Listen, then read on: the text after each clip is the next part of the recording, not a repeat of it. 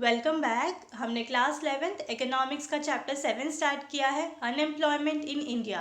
पिछले वीडियो में हमने इस चैप्टर का टाइप्स ऑफ अनएम्प्लॉयमेंट का पूरा टॉपिक डिटेल में स्टडी कर लिया है। दैट इज हमने industrial unemployment and types of industrial unemployment का टॉपिक जो था वो स्टडी कर लिया। सो हमारा टाइप्स ऑफ अनएम्प्लॉयमेंट का पूरा पार्ट जो था वो कवर अप हो चुका है। इस वीडियो में हम कॉजेज ऑफ अनएम्प्लॉयमेंट यहाँ से ये टॉपिक स्टार्ट करेंगे। सो टॉपिक स्टार्ट करते हैं। Let's see what are the different causes of unemployment. देश में जो अनएम्प्लॉयमेंट है, बेरोजगारी चल रही है, लोगों के पास जॉब नहीं है, नौकरी नहीं है, तो उसकी क्या क्या वजह है ये हम इस टॉपिक में स्टडी करेंगे। सो टॉपिक स्टार्ट करते हैं। Let's see following are the major causes of unemployment. अब अनएम्प्लॉयमेंट जो है, बेरोजगारी जो है देश में, उसकी कुछ वजह है, रीजंस है, पॉइंट्स गिवन है, एक एक करके पॉइंट स्टडी करते हैं। First is jobless growth. Since independence, rate of growth of employment in India has been considerably less than the rate of economic growth. So जब से कंट्री को इंडिपेंडेंस मिली है, देश को आज़ादी मिली है, अगर हम उस समय से आज तक अगर कंपेयर करते हैं, कंसीडर करते हैं, तो कंट्री का जितना इकोनॉमिक ग्रोथ हो रहा है उसके कंपैरिजन में कंट्री का जो एम्प्लॉयमेंट का ग्रोथ है वो काफ़ी कम है। ऑलराइट, दैट इज कंट्री जितनी इकोनॉमिकली आज ग्रो कर रही है उतना एम्प्लॉयमेंट अपॉर्चुनिटी जनरेट नहीं हो पा रहा है, जिसके वजह से आज भी लोगों के पास रोजगार नहीं है, लोग अनएम्प्लॉयड है।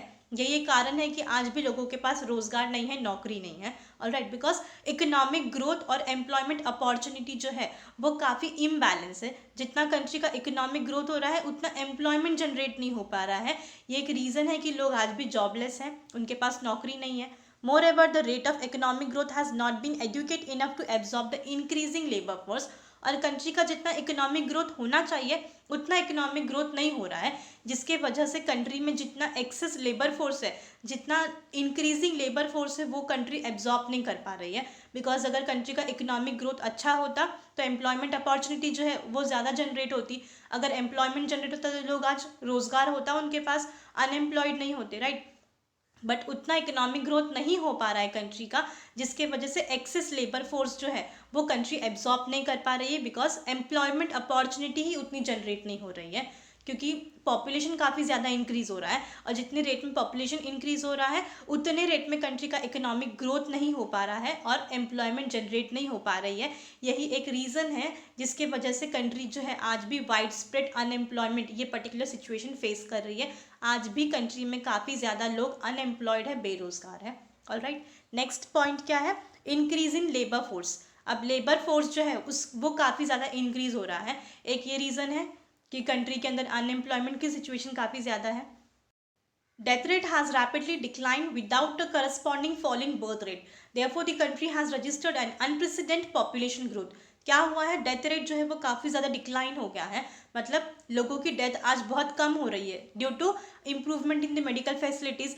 हॉस्पिटल्स इतने अच्छे अच्छे खासे डेवलप हो गए हैं, इक्विपमेंट्स इतने अच्छे हैं कि आज अगर किसी को थोड़ा सा भी कुछ प्रॉब्लम होता है, हेल्थ वाइज कोई इशू होती है, तुरंत वो डॉक्टर के पास जाते हैं, हॉस्पिटल में जाते हैं, हर चीज़ का आज इलाज है। ऑलराइट, तो इसके वजह से डेथ रेट जो है वो क्या हो गई, काफ़ी ज़्यादा डिक्लाइन हो गई है।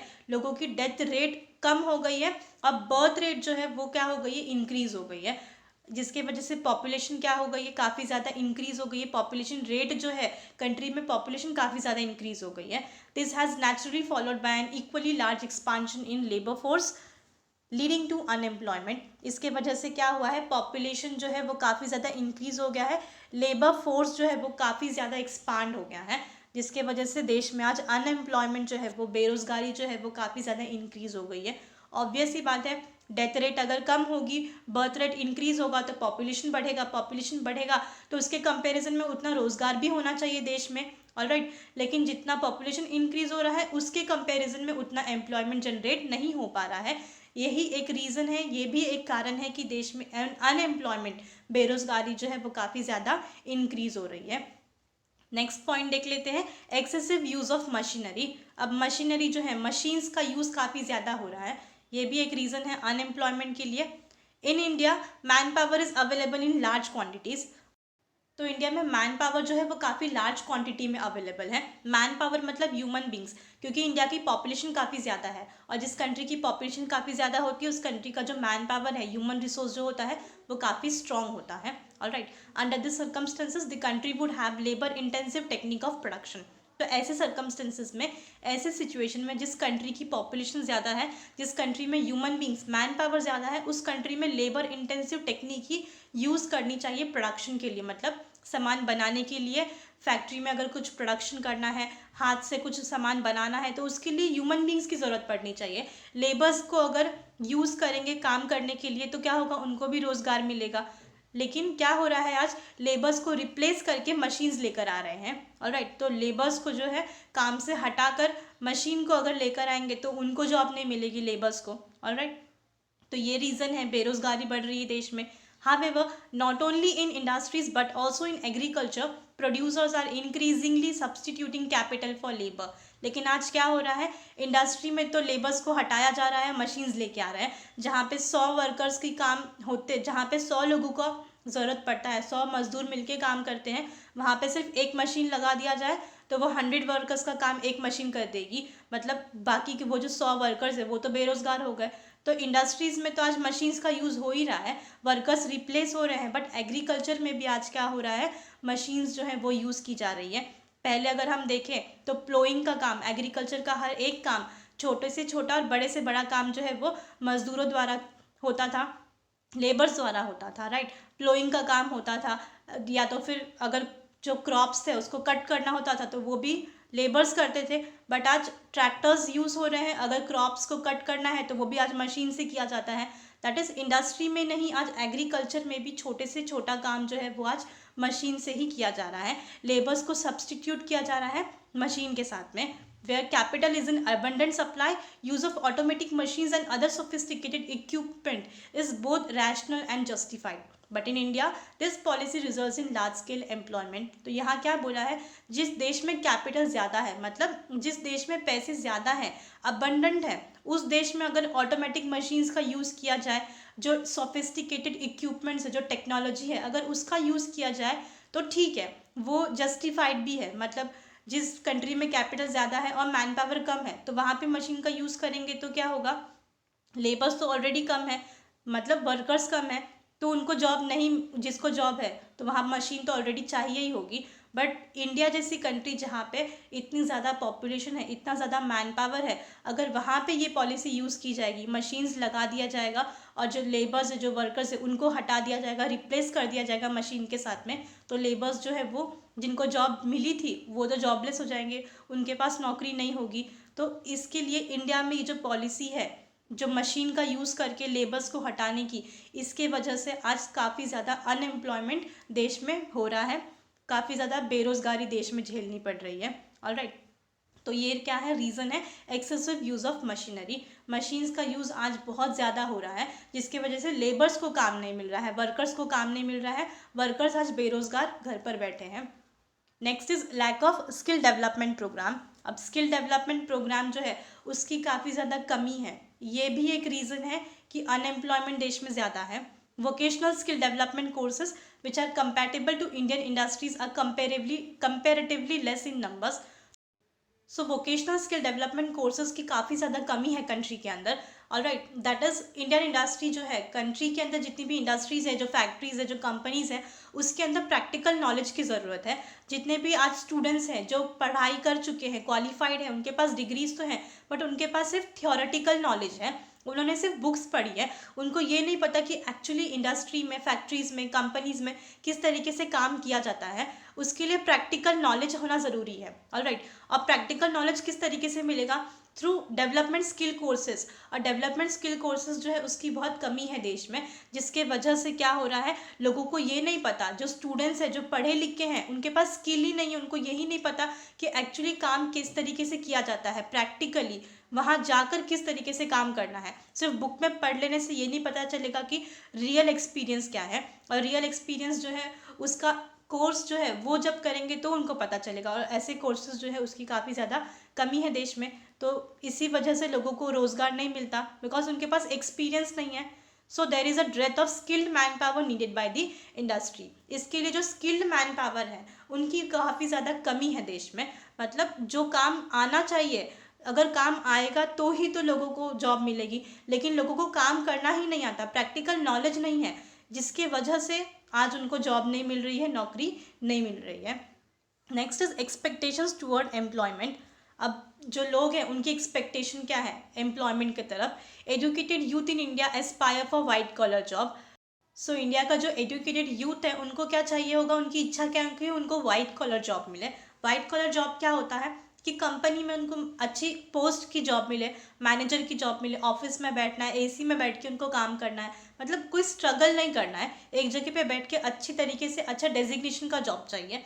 ये होता है वाइट कॉलर जॉब। तो एजुकेटेड यूथ जो है उनके पास क्वालिफिकेशन है, डिग्री है, बट जॉब भी उनको उनके लेवल की चाहिए। और जब तक उनके लेवल की, उनके एक्सपेक्टेशन की उनको जॉब नहीं मिलती है तब तक वो घर पर बैठे रहेंगे, काम नहीं करेंगे, तो उसकी वजह से वो अनएम्प्लॉयड ही रहेंगे। Alright, there is a lack of innovation and entrepreneur spirit to organise economic activities where they can be self employed. और जो यूथ है उनके अंदर काफ़ी ज़्यादा इनोवेशन की कमी है, मतलब लोगों को आज पढ़ाई करके सिर्फ उनको जॉब करने का इच्छा होता है। ऐसा नहीं है कि उन्होंने पढ़ाई की है तो उसका यूज़ करके वो खुद का अपना एक बिजनेस स्टार्ट करे और सेल्फ एम्प्लॉयड बने। मतलब खुद का अगर बिजनेस करेंगे तो खुद को रोजगार मिलेगा उनको, और दूसरों को भी वो रोजगार दे सकते हैं।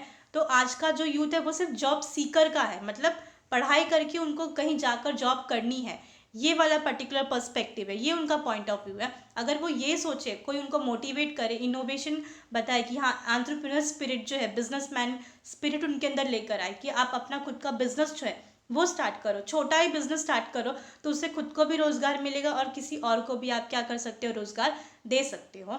Graduate prefer to remain unemployed till they get a job which is up to their expectation in term of salary and nature of works. तो आज क्या है, जितने भी ग्रेजुएट्स हैं, बीकॉम कर चुके हैं, एमकॉम भी कर चुके हैं, बट आज भी वो अनएम्प्लॉयड है, बेरोजगार है, बिकॉज उनको चाहिए कि उनके एक्सपेक्टेशन के हिसाब से, उनके स्टैंडर्ड और लेवल के हिसाब से उनको जॉब मिलनी चाहिए और सैलरी मिलनी चाहिए। और जब तक वैसी जॉब और सैलरी उनको नहीं मिलती तब तक वो अनएम्प्लॉयड घर पर ही बैठे रहेंगे, बेरोजगार बैठे रहेंगे। तो एक्सपेक्टेशन जो है अपने जॉब के लिए वो जब तक नहीं होती तब तक वो बेरोजगार है। तो ये भी एक रीज़न है कि लोग आज अनएम्प्लॉयड है। Next is seasonal nature of agriculture. अब एग्रीकल्चर जो है ये सीजनल इन नेचर है, ऑब्वियस है, तो इसके वजह से भी लोग बेरोजगार हैं। Let's C, agriculture in India is seasonal by nature. India में जो एग्रीकल्चर है, जो खेती होती है, वो बाय सीजन होती है। Alright, it depends on monsoon. Obvious है कि मानसून के ऊपर डिपेंड करती है। ये हमने टाइप्स ऑफ अनएम्प्लॉयमेंट में भी स्टडी किया था, सीजनल अनएम्प्लॉयमेंट के अंदर, कि एग्रीकल्चर जो होता है इंडिया में, जो खेती होती है, मोस्टली वो मानसून के ऊपर डिपेंड करती है। बारिश जब होगी तो खेती होती है उसी समय, क्योंकि पानी उसी समय अवेलेबल होता है, और उतने ही पीरियड के लिए लोगों के पास रोजगार होता है। बाकी टाइम वो क्या होते हैं, फ्री बैठे रहते हैं, बेरोजगार होते हैं। Lack of irrigation facility, poor soil fertility, outdated production technique, non availability of certified seeds and fertiliser are the factors that reduce the capacity of agriculture for other gainful employment throughout the year. तो लोगों के पास बाकी के साल भर क्यों employment नहीं होता, क्यों सिर्फ उनको मानसून के टाइम पे ही खेती करनी होती है, क्योंकि उस समय पानी मिलता है। बाकी के टाइम पे मानसून जब नहीं होता तो इरिगेशन फैसिलिटी अवेलेबल नहीं है, ऑलराइट, सिंचाई नहीं है, पानी नहीं है उनके पास, फर्टिलिटी नहीं है, सॉइल की जो फर्टिलिटी है, जो क्वालिटी होनी चाहिए उस टाइप का क्वालिटी नहीं है। देन आउटडेटेड प्रोडक्शन टेक्निक, लोग किस तरीके से प्रोड्यूस करें क्रॉप्स, वो टेक्निक नहीं है उनके पास। Then availability, non availability of certified seeds, अच्छी क्वालिटी की सीड्स अवेलेबल नहीं है। फर्टिलाइजर जो है, खाद जो है वो प्रॉपर नहीं है, पेस्टिसाइड्स नहीं है। तो इसकी वजह से अगर बाकी के सीजन्स में भी वो एग्रीकल्चर कर सकते हैं, खेती कर सकते हैं, बट चीज़ों की कमी होने के वजह से बाकी के पूरे टाइम जो है, साल भर, वो क्या होते हैं, अनएम्प्लॉयड ही बैठे रहते हैं, ऑलराइट, बेरोजगार बैठे रहते हैं। The laborers are employed only for a few months in a year. For the rest of the year, the labor remains jobless. तो ये reasons है कि चीज़ों की कमी होने के वजह से जो लेबर्स हैं, जो मजदूर हैं, जो किसान हैं, वो खाली साल के कुछ महीने ही उनके पास काम रहता है, मानसून के टाइम पे, बारिश के टाइम पे, और बाकी के जो साल है, बाकी के साल के जो महीने हैं वो बेरोजगार बैठे रहते हैं। Alright, next is slow rate of economic development. अब कंट्री का जो इकोनॉमिक डेवलपमेंट है वो काफ़ी ज़्यादा स्लो है, ये भी एक रीज़न है कि इकोनॉमिक डेवलपमेंट नहीं हो रहा है और अनएम्प्लॉयमेंट ज़्यादा अनएम्प्लॉयमेंट जो है वो बढ़ती जा रही है। The overall economic development of India is very low. तो अगर हम देखें तो कंट्री का जो इकोनॉमिक डेवलपमेंट है वो उतना स्पीड में नहीं हो रहा है जितना स्पीड में होना चाहिए, काफ़ी ज़्यादा स्लो है economic development. Inadequate irrigation facility, fertiliser, unsatisfactory growth of infrastructure etcetera, all due to inadequate industrial expansion. अब ये सब क्या है, इंडस्ट्रियल एक्सपांशन नहीं हो रहा है, मतलब इंडस्ट्रीज जितनी सेटअप होनी चाहिए, जितनी एक्सपांड होनी चाहिए, अगर इंडस्ट्री सेटअप होगी तो लोगों को रोजगार मिलेगा, लेकिन इंडस्ट्री सेटअप नहीं हो रही है बिकॉज ऑफ अभी बहुत सारे रीजंस है। इनएडुकेट इरिगेशन फैसिलिटीज़ प्रॉपर नहीं है, खेती अगर करनी है तो पानी ही नहीं है, फर्टिलाइजर्स खाद नहीं है, अनसेटिस्फैक्ट्री ग्रोथ ऑफ इंफ्रास्ट्रक्चर जो है वही प्रॉपर नहीं है, मतलब प्रॉपर रोड नहीं है, बिल्डिंग नहीं है, देन पानी नहीं है, इलेक्ट्रिसिटी नहीं है कंट्री के अंदर, जिसकी वजह से क्या हो रहा है, इंडस्ट्रियल एक्सपांशन जो है वो उसके ऊपर काफ़ी असर पड़ रहा है, काफ़ी कमी हो रही है, इंडस्ट्रीज एक्सपांड नहीं हो रही है। अगर इंडस्ट्री नहीं होगी, फैक्ट्री सेटअप नहीं होगी तो कहाँ से लोगों को काम मिलेगा, मजदूर जो है वो ऐसे ही बैठे रहेंगे बिना काम के। As a result, employment opportunity have not increased enough in rural sectors to absorb the working labor force. तो ये एक वजह है जिसकी वजह से इंडस्ट्रीज सेटअप नहीं हो पा रही है। अगर इंडस्ट्रीज ही सेटअप नहीं होगी तो एम्प्लॉयमेंट अपॉर्चुनिटी नहीं मिलेगी, रोजगार नहीं क्रिएट होगा, रोजगार नहीं होगा तो जो रूरल एरियाज है, गांव विलेज एरियाज में जो लोग हैं, जो मजदूर हैं, उनको जॉब नहीं मिलेगी, वो बेरोजगार बैठे रहेंगे। Alright, next is migration of rural population. अब रूरल पॉपुलेशन जो है वो माइग्रेट करके जो सिटीज़ में आते हैं, मतलब जो गांव में जितनी भी लोग रहते हैं, अगर गांव में उनको काम नहीं मिल रहा है तो वो शहर की तरफ आते हैं काम ढूंढने के लिए। There has been a continuous migration of people from rural to urban areas in search of job. This has increase the problem of unemployment in urban areas. अब जो रूरल एरियाज़ के जितने भी लोग हैं, जो पॉपुलेशन रूरल एरिया में है, गांव में, विलेजेस में जो लोग रहते हैं, उनको गांव में काम नहीं मिलता बिकॉज कुछ महीने वो खेती करते हैं, बाकी के महीने तो वो बेरोजगार होते हैं। तो उस टाइम पे भी तो काम करना है, पैसे तो चाहिए होंगे घर चलाने के लिए, तो काम के लिए वो क्या करते हैं, शहरों की तरफ आ जाते हैं, अर्बन एरियाज में आते हैं इन सर्च ऑफ जॉब्स। तो इसके वजह से क्या हो रहा है कि अर्बन एरिया में जो पॉपुलेशन है वो काफ़ी ज़्यादा वो इंक्रीज हो रही है, अनएम्प्लॉयमेंट रेट जो है वो इंक्रीज हो रहा है। दैट इज़ अर्बन एरिया में जो पॉपुलेशन है पहले ही उनको जॉब नहीं है, और अगर रूरल एरियाज़ के जो मजदूर है वो भी अर्बन एरियाज़ में आ जाएंगे, सिटीज़ में आ जाएंगे, तो इसकी वजह से पॉपुलेशन अनएम्प्लॉयमेंट जो है वो काफ़ी ज़्यादा और इंक्रीज हो जाएगी। ऑलराइट, तो ये भी एक रीज़न है, migration of rural population to urban areas leading to increase in unemployment in the urban areas and country. Alright, so ये पूरा का पूरा जो टॉपिक था ये था कॉजेज ऑफ अनएम्प्लॉयमेंट। सो यहाँ पे हमारा पूरा टॉपिक कंप्लीट हुआ, कॉजेज ऑफ अनएम्प्लॉयमेंट। नेक्स्ट वाला जो टॉपिक है वो है specific measures undertaken by the government to generate employment opportunities. ये हम नेक्स्ट वाले वीडियो में कवर करेंगे। दैट इज़ गवर्नमेंट ने क्या क्या मेजर्स लिए हैं, क्या क्या स्टेप्स लिए हैं अनएम्प्लॉयमेंट को ओवरकम करने के लिए, अनएम्प्लॉयमेंट जो बेरोजगारी है उसको ख़त्म करने के लिए गवर्नमेंट ने क्या क्या मेजर्स लिए हैं। सो ये जो टॉपिक है वो हम नेक्स्ट वाले वीडियो में कवर अप करेंगे। इस वीडियो में हमने कॉजेज ऑफ अनएम्प्लॉयमेंट जो है वो पूरा का पूरा टॉपिक कवर किया। दैट इज़ जो बेरोजगारी चल रही है देश में, जो अनएम्प्लॉयड लोग हैं वो किस वजह से हैं, क्या क्या रीजंस हैं। तो हमने टोटल 8 पॉइंट स्टडी किए कि क्या क्या वजह है जिसके कारण देश में अनएम्प्लॉयमेंट जो है वो इंक्रीज हो रही है। सो आई होप आपको पूरा टॉपिक जो था इस वीडियो का वो समझ में आया होगा। So thank you for your time.